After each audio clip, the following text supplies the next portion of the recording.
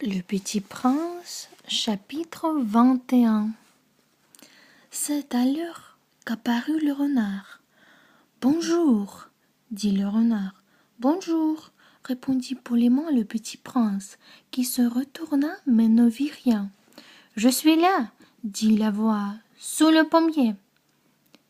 Qui es-tu, dit le Petit Prince. Tu es bien joli. Je suis un renard, dit le renard. Viens jouer avec moi, lui proposa le Petit Prince. Je suis tellement triste. Je ne puis pas jouer avec toi, dit le renard. Je ne suis pas apprivoisé. Ah, pardon, fit le Petit Prince.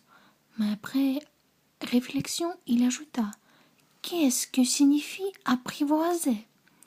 Tu n'es pas d'ici, dit le renard. Que cherches-tu? Je cherche les ongles, dit le Petit Prince. Qu'est-ce que signifie apprivoiser? Les ont, dit le renard. Ils ont des fusils et ils chassent. C'est bien gênant. Ils élèvent aussi des poules. C'est leur seul intérêt. Tu cherches des poules?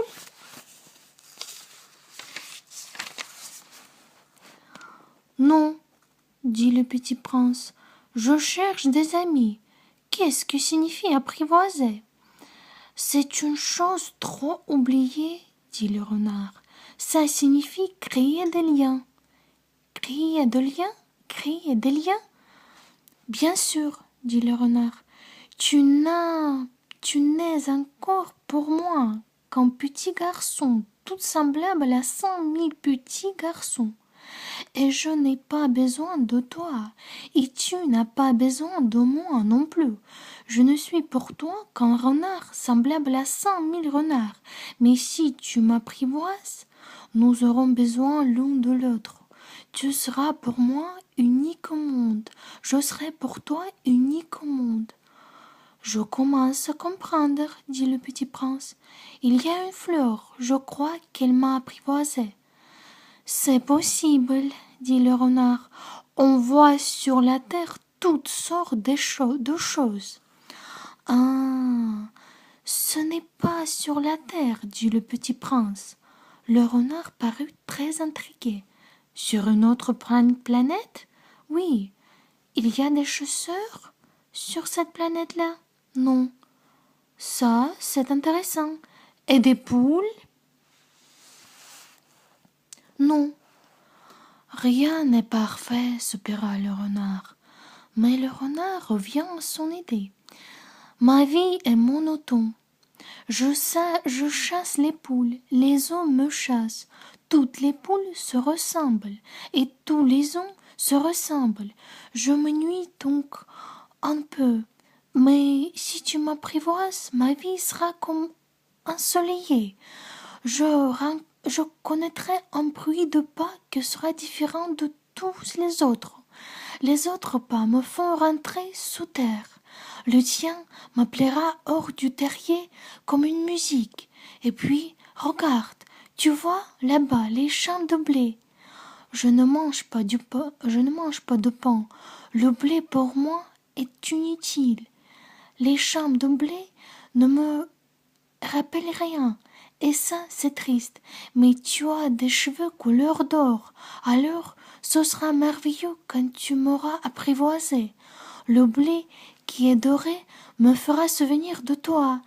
Et j'aimerais le bruit du vent dans le blé. Le renard se tut et regarda longtemps le Petit Prince. S'il te plaît, apprivoise-moi, dit-il. Je veux bien, répondit le Petit Prince, mais je n'ai pas beaucoup de temps. J'ai des amis à découvrir et beaucoup de choses à connaître.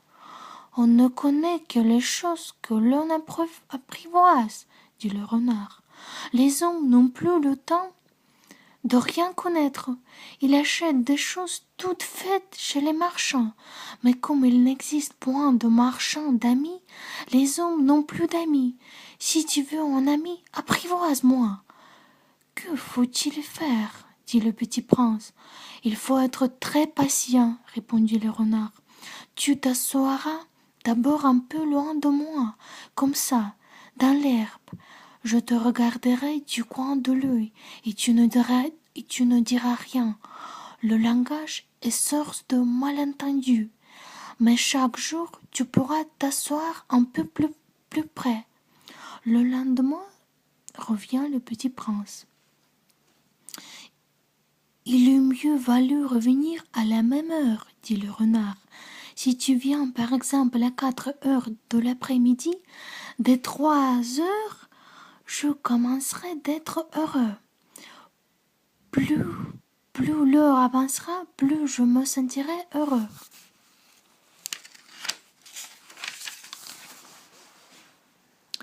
À 4 heures, déjà, je m'agiterai et m'inquiéterai.